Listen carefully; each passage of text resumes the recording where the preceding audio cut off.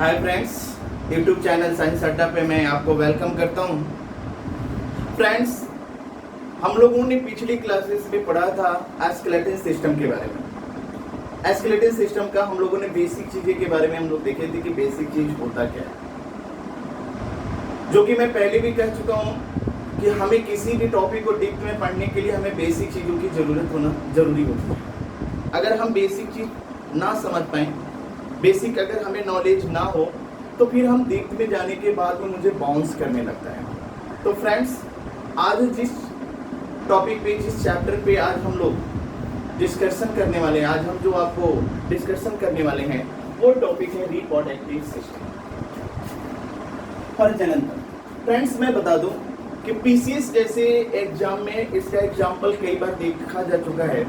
UPSC के exams हो, SSC के एग्जाम्स हो, रेलवे के एग्जाम हो, एनटीपीसी की मैं बातें करूं, तो रिप्रोडक्टिव सिस्टम से हमारा एक दो क्वेश्चंस हमेशा देखने के लिए मिला है, और ये हमारे लिए बहुत ही इंपॉर्टेंट होता है। एक दो क्वेश्चंस हमेशा देखने के लिए मिलते रहते हैं, इसलिए हमेशा इस पर ध्यान दे के रखना चाहिए कि रिप्रोडक्टिव सिस्टम। इसलिए हम इसे 2 से 3 क्लास में हम आप लोगों को पढ़ाएंगे।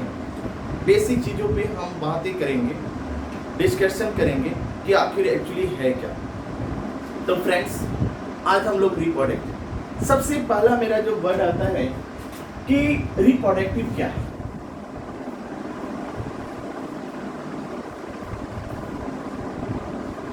रिप्रोडक्टिव, जिसे आप हिंदी में प्रजनन कहते हैं।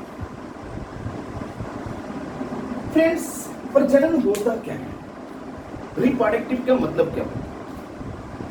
अगर आप रिप्रोडक्टिव का मतलब समझ जाएंगे तो इसकी डेफिनेशन बनाना बहुत आसान है, और हमें हर टॉपिक को डेफिनेशन समझना चाहिए।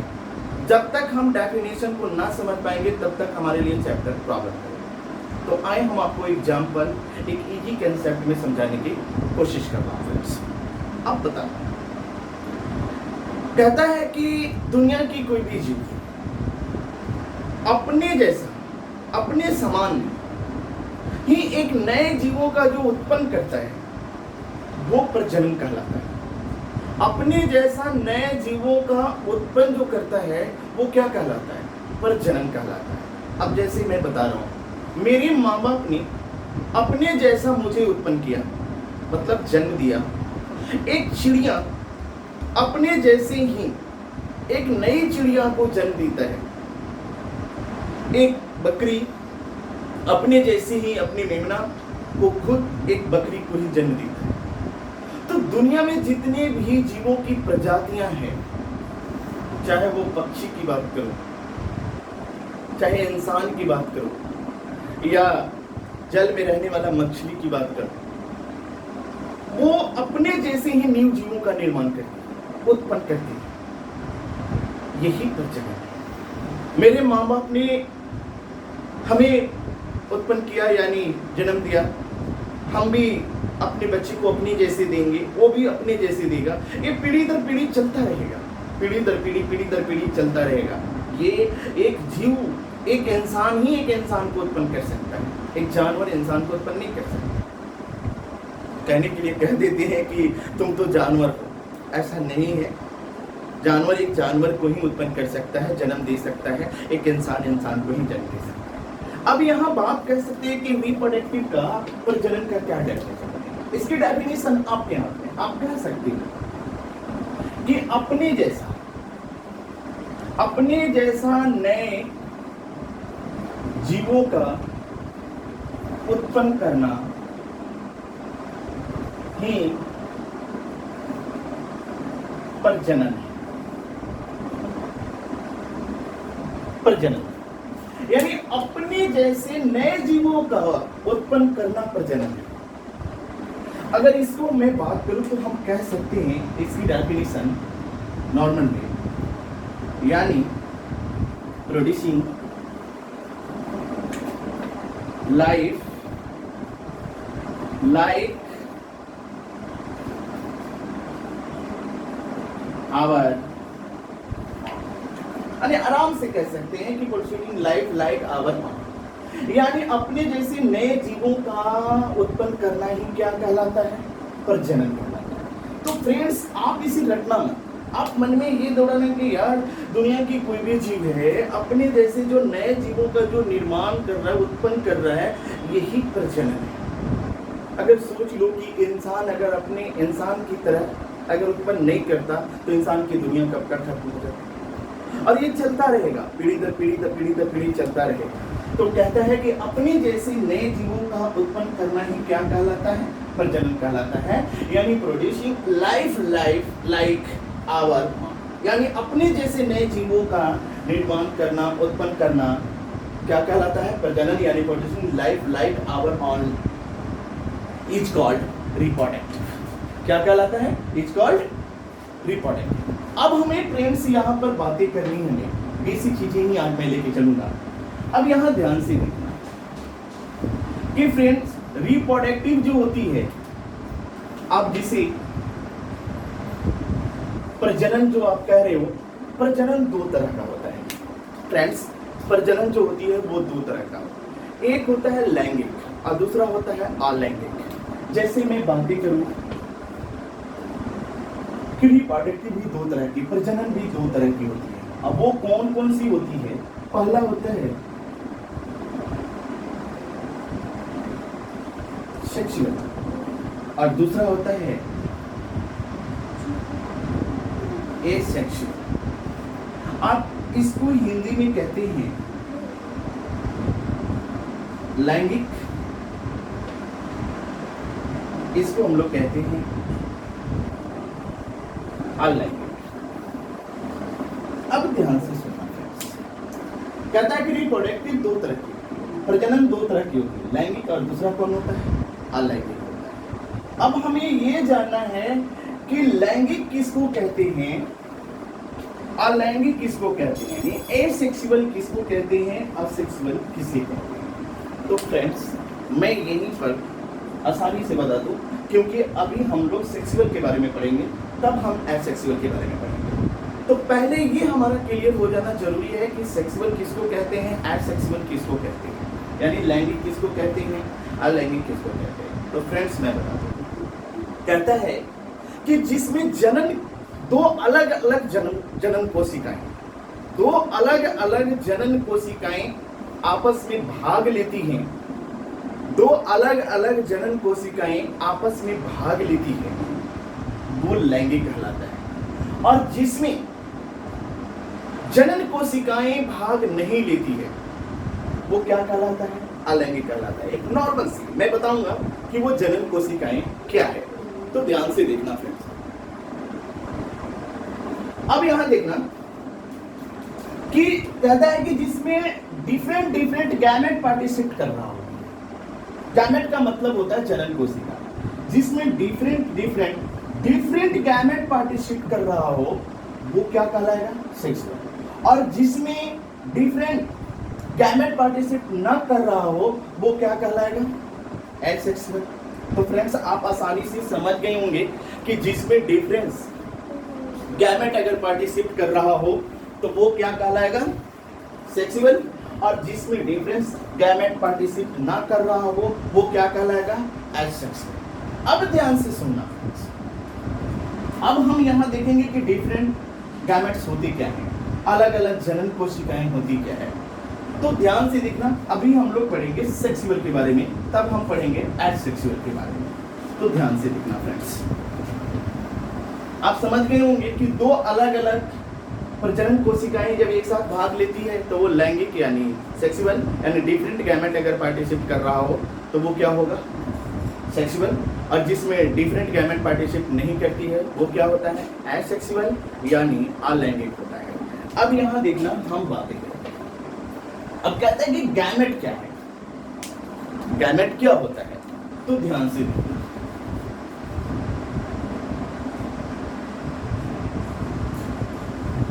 गैमेट फ्रेंड्स, गैमेट हिंदी में इसको जनन कोशिका कहते हैं, यानी जनन में भाग लेने वाली जो कोशिका होती है उसे जनन कोशिका कहा जाता है। अब यहाँ हमारी बॉडी में तो मसल सेल भी एक कोशिका से बन के बना है, तो क्या ये जनन कोशिका में भाग लेगा? नहीं। हमारा वो जनन कोशिका कौन होता है, कितने टाइप के हमारा गैमेट होता है? तो फ्रेंड्स मैं बता दूं कि हमारी जो गैमेट होती है ना, वो दो तरह की होती है। जनन कोशिकाएं दो तरह की, एक होता है friends male gamete, male gamete यानी पुरुष जनन कोशिका, और दूसरा होता है फीमेल गैमेट जिसे महिला जनन कोशिका है। अब यहां ध्यान से सुनना, मेल गैमेट और फीमेल गैमेट को क्या कहा जाता है? तो जो मेल गैमेट होता है फ्रेंड्स, उसको एस्पर्म कहा जाता है, एस्पर्म, और जो फीमेल गैमेट होता है उसे ओवा कहा जाता है। जैसे आप इसे शुक्राणु हिंदी में कहते हो, इसे अंडाणु कहते हो। ये शुक्राणु, एस्पर्म का मतलब हुआ शुक्राणु, हिंदी में इसको आप अंडाणु कहते हैं। अब यहां ध्यान से देखो, यानी आप कह सकते हो it is a male gamete, it is a female gamete. महिलाओं की जो जनन कोशिका होती है उसे ओवा कहा जाता है, और जो पुरुष की जो जनन कोशिका होता है उसे एस्पर्म कहा जाता है। इसीलिए मैं बोल रहा हूं कि it is a male gamete, it is a female gamete. अब ध्यान से देखना, अब यहां थोड़ा सा फ्रेंड्स कि जो एस्पर्म होता है उसका शेप इस तरह से होता है, और जो ओवा होता है उसका शेप इस तरह से, इसका ओवा का आकार ऐसा होता है एस्पर्म का। मैं बता दूं कि sperm it is a smallest shape, सबसे छोटी कोशिका मानी जाती है। मानव शरीर की अगर सबसे छोटी स्मॉलेस्ट अगर सेल है तो वो कौन है? आपको मैं बता दूं एस्पर्म। आगे चल के हम लोग बात भी करेंगे कि मानव शरीर की सबसे लंबी लॉन्गेस्ट सेल न्यूरॉन होता है। जब हम नर्वस सिस्टम पढ़ेंगे तो वहाँ एक बार हम मतलब इस पे डिस्कशन करेंगे कि ह्यूमन बॉडी के सबसे लॉन्गेस्ट सेल कौन होता है, तो वो होता है न्यूरॉन।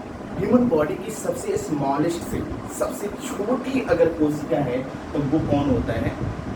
आपका एस्पर्म। अब ध्यान से देखना फ्रेंड्स, अब मैंने बोला कि एस्पर्म और ये क्या है फ्रेंड्स? ओवा है।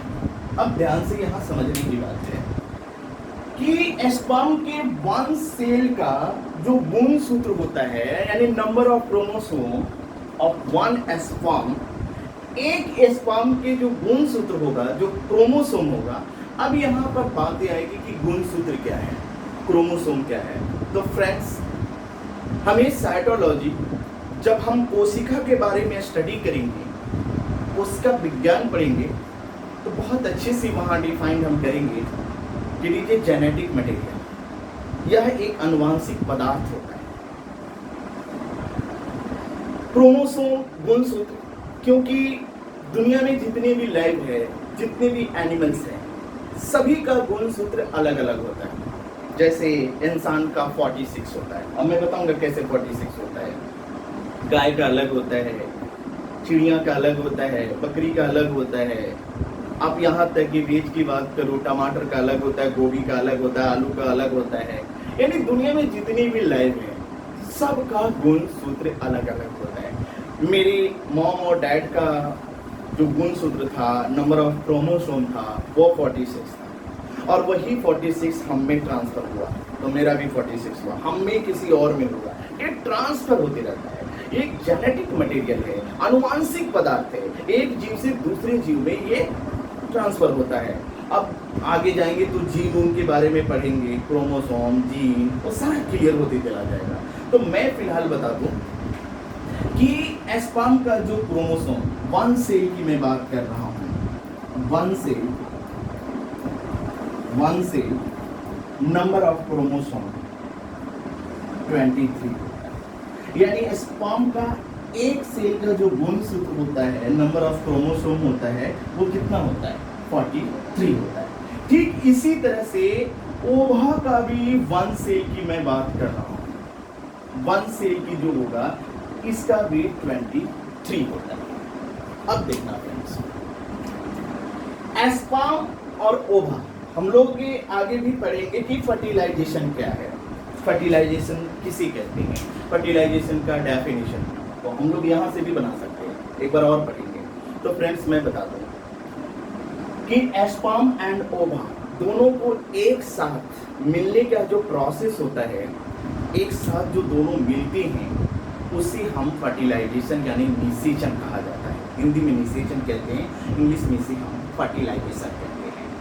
तो स्पर्म एंड ओवा को मिलने का जो प्रोसेस है, एक साथ मिलने का जो प्रोसेस है उसे फर्टिलाइजेशन यानी निषेचन कहा जाता है। अब ध्यान से जब यही फ्रेंड ओवा और स्पर्म जब दोनों एक साथ मिलते हैं तो जाइगोट बनाता है। क्या बनाता है फ्रेंड्स? जाइगोट। कब की मैं बात कर रहा हूं? जब स्पर्म और ओवा जब दोनों एक साथ मिल जाएंगे तो क्या बनाएगा?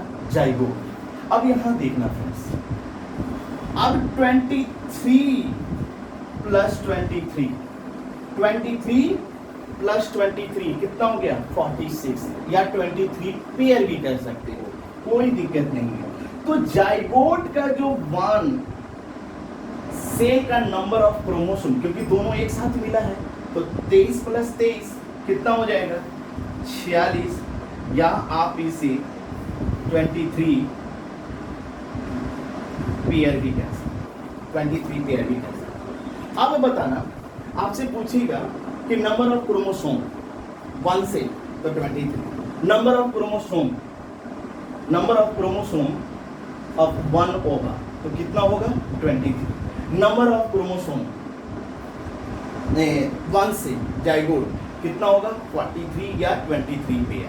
अब देखना, जब ये दोनों का निषेचन होता है फ्रेंड्स, तो जब यही निषेचन होने के बाद 2 महीना, 2.5 महीना, 3 महीना के बाद, जो 2.5-3 महीने की बात कह सकता हूँ, ये है एम्ब्रियो में बदल जाता है, डेवलप करके एम्ब्रियो बन जाता है। यानी जाइगोट से डेवलप करके क्या बनता है? एम्ब्रियो बन जाता है। अब ध्यान से देखना, एम्ब्रियो डेवलप करेगा तो फिर चाइल्ड होगा,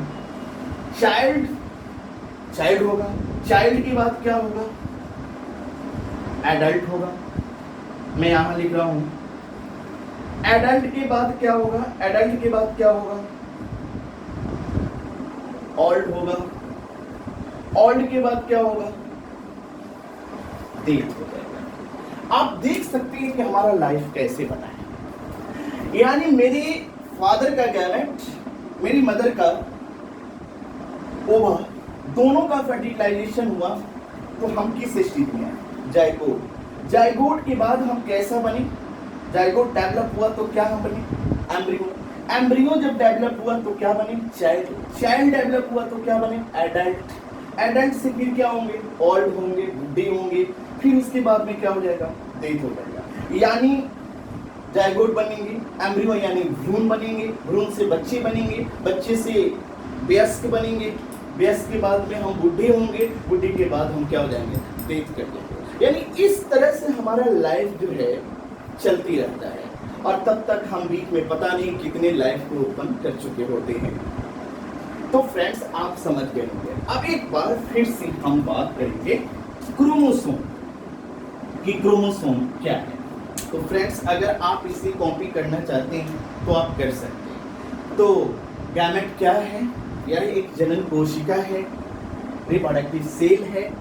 ये कितने टाइप्स की होती है?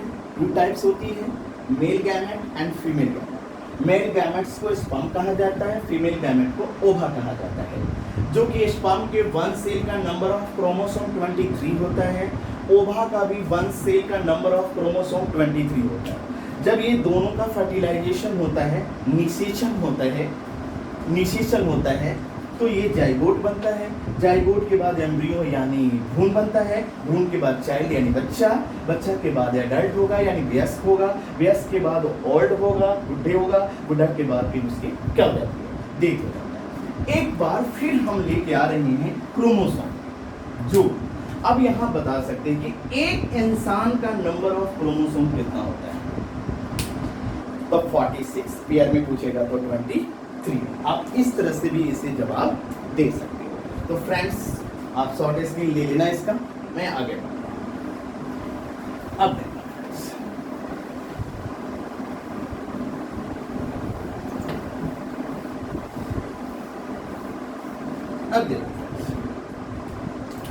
हम बात कर रहे थे क्रोमोसोम। तो एक इंसान में जो क्रोमोसोम होता है, एक इंसान में, मनुष्य में जो क्रोमोसोम होता है वो 46 होता है, या 23 पेयर कह सकते हैं। पेयर भी 23 पेयर भी कहो या 46 कहो, कोई दिक्कत की बात नहीं। लेकिन मैं बता दूं फ्रेंड्स, हमारा जो क्रोमोसोम होता है वो दो भाग में बटा होता है। अब ध्यान से देखना, दो तरह से होता है। एक होती है बॉडी क्रोमोसोम, जिसे ऑडी क्रोमोसोम भी कह सकते हैं, और दूसरा होता है सेक्स क्रोमोसोम। तो फ्रेंड्स ध्यान देना, ऑडी क्रोमोसोम और दूसरा कौन, सेक्स क्रोमोसोम। अब यहां देखना टोटल होता कितना है, 46। तो फ्रेंड्स जो ऑडी, बॉडी की जगह कहीं ऑडी भी मिलेगा, तो बॉडी क्रोमोसोम जो होता है ये 44 होता है, या इसको आप कह सकते हो 22 पेयर। मैं समझाऊंगा क्योंकि ये चेंज नहीं होता। अब मान लो कि एक मेल है एक फीमेल है, आंख कान नाक लीवर किडनी सब सेम है, बट उसका सेक्स क्या होगा, चेंज होगा। कैसे सेक्स चेंज होगा वो भी देखेंगे। लेकिन फ्रेंड्स जो सेक्स क्रोमोसोम होता है ये 2 होता है या 1 पेयर। और मैं भी बता दूं कि सेक्स क्रोमोसोम भी 2 टाइप की होती है, 2 टाइप्स। एक होता है XY और दूसरा होता है X, सॉरी XX होगा। एक होगा XY और दूसरा कौन होगा फ्रेंड्स, XX। अब हम बताएंगे, इसे हम जो सेक्स क्रोमोसोम कर रहे हो इसे मेल और इसे फीमेल। तो फ्रेंड्स एक बार ध्यान देना, एक इंसान में कितने क्रोमोसोम की संख्या होती है, 46। ये कितने भाग में बटा होता है, 2। बॉडी क्रोमोसोम या बॉडी क्रोमोसोम भी कह सकती हो, दूसरा सेक्स क्रोमोसोम। बॉडी क्रोमोसोम 44 होता है, यानी 22 पेयर होता है, 22 जोड़ा होता है या 44, बात एक ही है। सेक्स क्रोमोसोम हमारा 2 होता है या 1 पेयर कह सकती हो। ये भी 2 तरह की होती है, XY और दूसरा कौन होता है, XX होता है। जो XY होगा वो मेल होगा और XX होगा वो कौन होगा, फीमेल होगा। अब हमें देखना कि जब फर्टिलाइजेशन होता है, फर्टिलाइजेशन आफ्टर यानी बाद, कैसे मेल चाइल्ड होता है, कैसे फीमेल चाइल्ड होता है। जो मेल बेबी फीमेल बेबी आप जो नाम सुनते हो, तो वो कैसे होता है, ध्यान से देखना फ्रेंड्स। अब यहाँ पर आप कॉपी कर ली होंगी, अब ध्यान से देखना friends.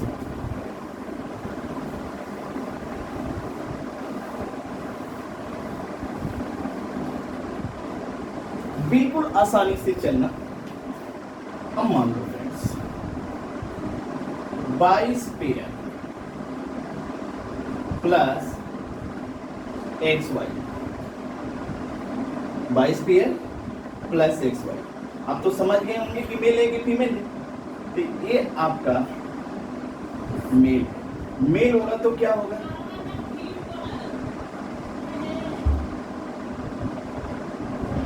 Sperm. 22 pair plus XY यानी मेल है तो क्या होगा, स्पर्म। और ये 2 भाग में बटा। आप ध्यान से देखना, मैं थोड़ा सा इधर बैठा के लिख रहा हूं क्योंकि इधर नहीं आ पाएगा।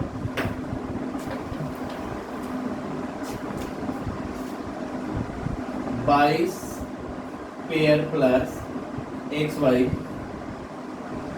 यानी मेल, मेल मतलब स्पर्म, ये 2 भाग में बटा होगा, 22 प्लस X, 22 प्लस Y। आप देख सकते हैं 22 प्लस 22 44, अब 44 और 2 कितना हो गया, 46। ठीक इसी तरह से 22 पेयर प्लस XX, तो ऑब्वियसली ये क्या होगा, फीमेल, फीमेल यानी होगा ये भी कितनी पार्ट में बटा होगा? 2 भाग में, 22 प्लस एक्स, 22 प्लस एक्स। अब फ्रेंड्स देखिए, जब फर्टिलाइजेशन होता है तो स्पर्म का वाई, ओवा का एक्स, जब दोनों मिलते हैं तो क्या बना? X Y. तो ये क्या बनेगा? मेल। लेकिन स्पर्म का भी एक्स एंड ओवा का भी एक्स, तो ये क्या होगा? एक्स एक्स, यानी क्या बनेगा? फीमेल। अब फ्रेंड्स क्या कि 22 pair plus X Y male यानी स्पर्म, तो 22 प्लस एक्स, 22 प्लस एक्स, क्योंकि पेयर में है इसलिए मैं यहां अलग अलग कर दिया, यहां पेयर में था इसलिए मैं अलग अलग कर दिया। बाकी बॉडी तो साथ में चलेगा। अगर यहां मैं पूरा कंप्लीट लिखूं तो ये मैं कह सकता हूं कि 22 पेयर प्लस एक्स वाई। अब जाके कंप्लीट क्या हो गया? मेल। स्पर्म का भी एक्स, ओवा का भी एक्स, क्या बना? एक्स एक्स, तो फीमेल। तब हम कह सकते हैं क्योंकि इसका भी 22, इसका भी 22, तो 22 क्या हो गया?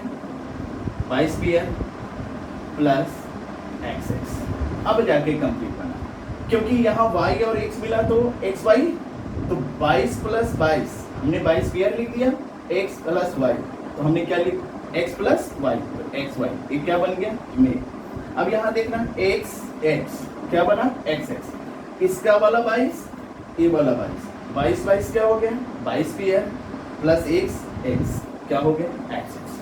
तो फ्रेंड्स हम लोगों ने देखे कि फर्टिलाइजेशन कैसे एक मेल बेबी होता है, कैसे फीमेल बेबी। मैं बेसिक चीजें देती जा रहा हूं ताकि आप वहां जाओ तो इसे आसानी से समझ। आगे चल के बहुत इसमें लंबी कहानी है, 1-2 क्लासेस और चलेंगे, एक आध क्लासेस में कोशिश करूंगा कि बेसिक चीज में आपको लेके। तो फ्रेंड्स हम लोग कंटिन्यू इस क्लास को लेते रहेंगे, आगे तक चलता रहेगा। पूरी बायो खत्म होगी, फिर आपका बॉटनी स्टार्ट होगा। बेसिक ही थोड़ा लंबा चलेगा क्योंकि इसके बाद हम आपको फिजिक्स लेके आएंगे, इसके बाद हम केमिस्ट्री लेके आएंगे, या जैसा आपका रिक्वायरमेंट होगा आप इसे कमेंट करना। जिस टॉपिक पे आपको प्रॉब्लम, मैं बार बार ये बात को कहता हूँ कि आप मुझे शेयर करो, कमेंट करो कि हाँ सर मुझे ये प्रॉब्लम हो रही है इस टॉपिक में। मैं ज़रूर बेसिक चीज़ लाने की कोशिश करूँगा, top to bottom, low level से लेके हाई लेवल तक। मेरा मकसद यही है कि एक एनटीपीसी में बैठने वाला बच्चा हो, एसीसी में बैठने वाला हो, चाहे वो पीसीएस में बैठने वाला हो। मैं यूपीएससी की अभी बातें नहीं करूँगा, जब लॉन्ग क्लास चलेगा तब जाकर हम यूपीएससी की बात कर सकते हैं। लेकिन पीसीएस हो, एसएससी हो, एनटीपीसी हो, ये सब चीज़ों के लिए बेसिक चीज़ें मैं लेके आ रहा हूँ। कल आप तो हो सके तो मैं आपको ओनली केवल प्रैक्टिस सीट लेके आऊँ। जितनी भी अभी तक हम लोगों ने चैप्टर को पढ़ा है, जो टॉपिक को हम लोगों ने डिस्कशन किया है, उस टॉपिक से रिलेटेड हम 10-10, 15-15, 20-20 क्वेश्चंस लेके आएंगे। हम लोग मिलकर इसे सॉल्व करेंगे। आप अगर आज के बाद भी अगर किसी को टॉपिक में प्रॉब्लम हो तो मुझे कमेंट करके ज़रूर बताएं। आप इसे शेयर करें, लाइक करें। आप जितनी शेयर करेंगे, जितनी लाइक करेंगे, उतना ही मेरा मोटिवेशन बढ़ेगा। और थैंक्स क्लास, नेक्स्ट